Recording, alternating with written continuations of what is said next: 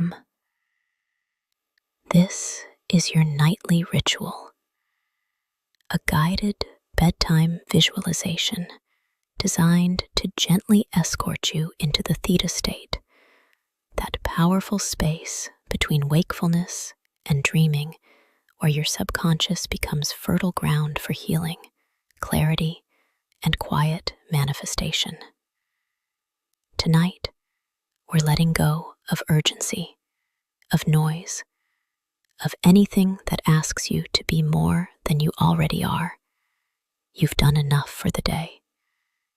Now, allow yourself to rest deeply, luxuriously, and without guilt.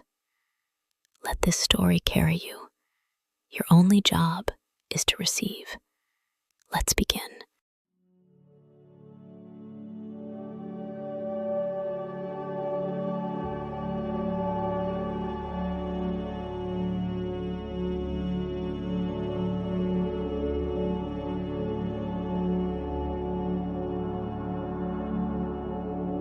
You wake slowly. The linen sheets are still warm. The light is different today, more golden, more fragile. The kind of light that only appears when something is ending. Your eyes stay closed a little longer than usual. Your body isn't tired, but your heart is full and tender. You replay yesterday in your mind, the curve of his smile as you dipped your feet in the sea, the way his voice dropped just before he told you something real, how his fingers traced the rim of your wine glass instead of touching your hand, because somehow that felt more intimate. You exhale, and it trembles a little. There's a knock at the door. Buongiorno, signorina. La colazione. Room service rolls in a silver tray with coffee, fruit, and a warm croissant. You thank the man and sit on the edge of the bed. But you're not hungry. Not really. The butterflies have returned. The kind that flutter low, quiet, persistent. You told Matteo goodbye last night, but your body hasn't accepted it. You slip on your yoga set and tie your curls into a loose knot. Maybe movement will soften the ache. Yoga on the terrace. The villa offers sunrise yoga overlooking the cliffs. The instructor greets you softly, hands you a lavender-scented towel, and nods for you to take your place. The mat is warm beneath your feet. The ocean stretches endlessly beyond the railing. Capri shimmers in the distance, almost unreal. You move through slow sun salutations. Child's pose, cobra. The scent of eucalyptus drifts in the air. You breathe deeper. The stretch unravels you. You feel the tears threaten and welcome them. Each one a release. By the end of class, your body is loose, your heart softer, not healed, but open. Midday wandering, you pack slowly, one dress at a time. You fold his memory carefully, placing it between linen and sill.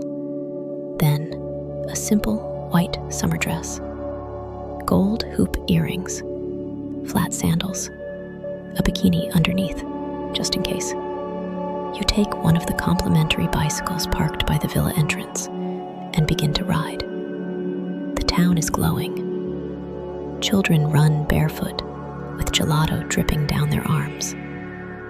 Locals sell lemon soap, hand-dyed scarves, tiny glass bottles of olive oil.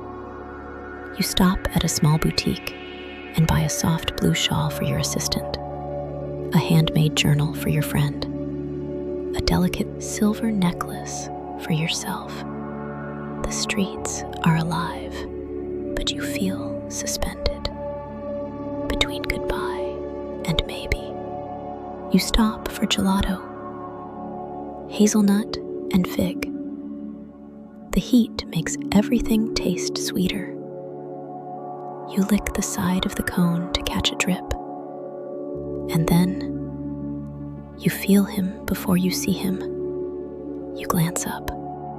There he is, Matteo, moving through the crowd, gaze fixed on you. He looks a little wild, hair tousled. Yesterday's linen shirt. He stops right in front of you, breathless, eyes searching yours. I went to the villa. They wouldn't tell me where you were. I had to bribe someone. I didn't know if I'd find you in time. Please, come with me one more time. You don't ask questions. The yacht awaits. Alethea, gleaming like a secret in the sunlight. You step aboard. He exudes that same quiet urgency, but his touch is gentle. Lunch is divine. Lobster with saffron aioli, chilled rosé, grilled peaches with ricotta.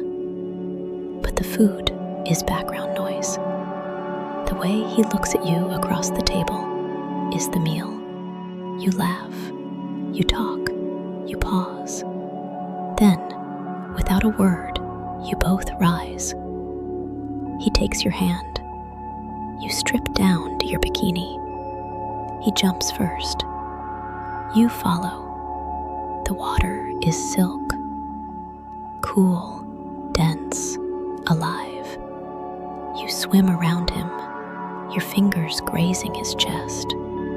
You float on your back. The sun warms your face. He kisses you, soft, slow, salty. His kiss didn't come all at once. It arrived slowly, like everything else he did. Unrushed, intentional, present. His hand found the curve of your jaw first, his thumb grazing just below your cheekbone, like he was asking a question before he ever leaned in. And when he did, it wasn't fireworks. It wasn't breathless. It was anchoring. Like the world went quiet for a moment, and only your lips remembered the truth your mind had been too careful to name. His mouth was warm, gentle, firm enough to say, "I'm here," soft enough to say, "You can go." It wasn't a kiss meant to seduce. It was a kiss meant to be remembered, filed away in the space where the soul keeps things, just in case. When he pulled back, he didn't speak.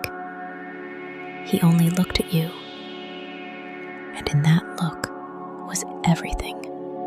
The day, the yacht, the ache, the maybe, and suddenly you understood. He hadn't kissed your lips. He had kissed your loneliness. He doesn't move right away. His lips linger near yours, barely apart, as if he's still inside the kiss, tasting the moment in its afterglow. You feel his breath on your skin, the salt of the ocean still drying on your collarbone, your hair tangled and damp, stuck to the side of your neck. Your bodies haven't fully pressed together yet, but the energy between you is magnetic, tidal, pulling. He brushes a strand of hair behind your ear, then trails his fingers lightly down your arm, like he's memorizing you through touch. Neither of you speaks.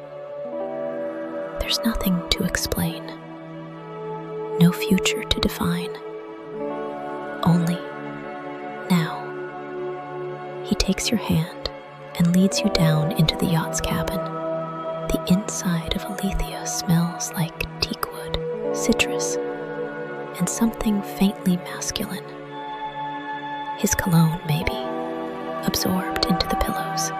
The space is dim, quiet, womb-like, a refuge from the bright, declarative world outside. You towel off, slipping into a linen robe he hands you.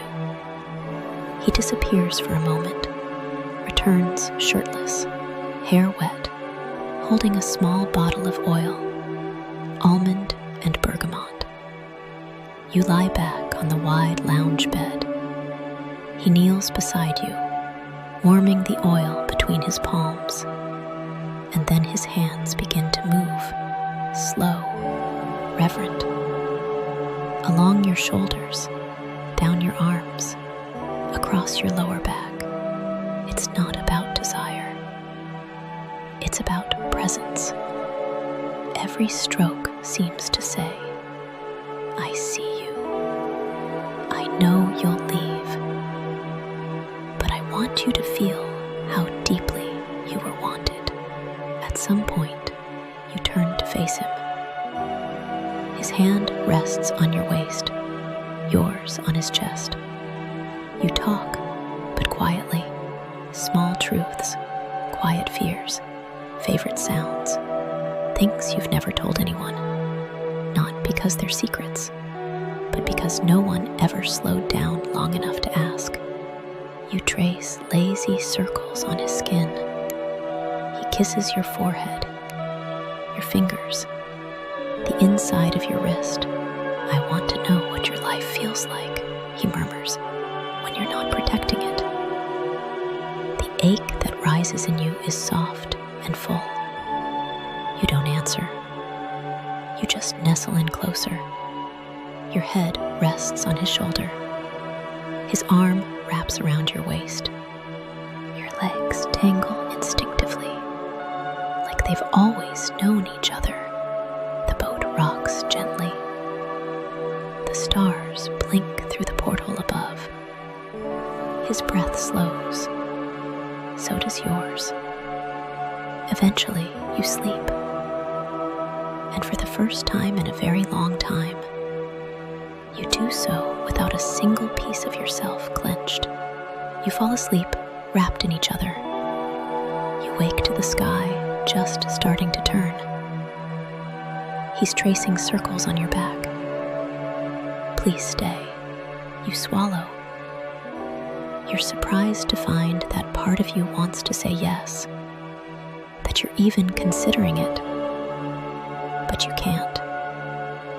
You promise to come back one day. He doesn't argue. He just looks at you. He takes you back just before dawn. The ocean blushes with early light. The cliffs glow like amber. The breeze tangles your hair. He stands on the deck, stubble shadowing his jaw, eyes unwavering. You step off. Please, he says again, barely audible. You hesitate, then walk. But just before the bend, you turn, and he's still watching you. You press your hand to your heart. Something stays, even when you don't. You walk through the airport terminal in Naples, passport in hand. The morning light is sharper here, colder. No longer the golden hush of Positano or the soft blue shimmer of Capri. Here, it's sterile, efficient. You're surrounded by people going somewhere, but no one really arriving. Your body moves automatically through the motions. Check-in, security, gate B12. But inside, you're still on the yacht, still in his arms, still tasting salt and citrus on your lips. You find your seat by the window and settle in. A woman across the aisle is FaceTiming someone in Spanish. A man behind you argues with his seatbelt. You rest your head against the cool glass. The plane hasn't moved yet, but your heart has. It's already stretching, reaching backward. You close your eyes, and he's there, standing barefoot on the deck of Alethea. Sunrise painting his skin gold, his hair still messy from sleep, stubble along his jaw, watching you walk away. He hadn't said anything when you left the dock. Not really. He just stood there, one hand clenched at his side, the other lifted slightly, like he wanted to stop you, but knew better. And you didn't cry, not until your back was turned.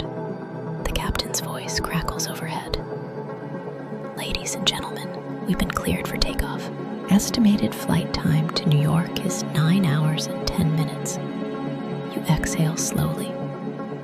A flight attendant offers you water. You smile politely. Decline. You don't want to be here yet. Not just yet. You turn to the window again. The runway stretches ahead. The ocean is somewhere behind it, just out of sight. As the plane begins to rise, you look down one last time. Your fingers brush the delicate silver necklace at your collarbone. You hadn't planned to buy it, but something about Capri, about him, about who you became when you stopped rushing, made you want to take a piece of it home. You whisper to yourself, I'll come back. Maybe not for him, maybe not for the yacht, but for you. The version of you that showed up, the version who allowed herself to be touched.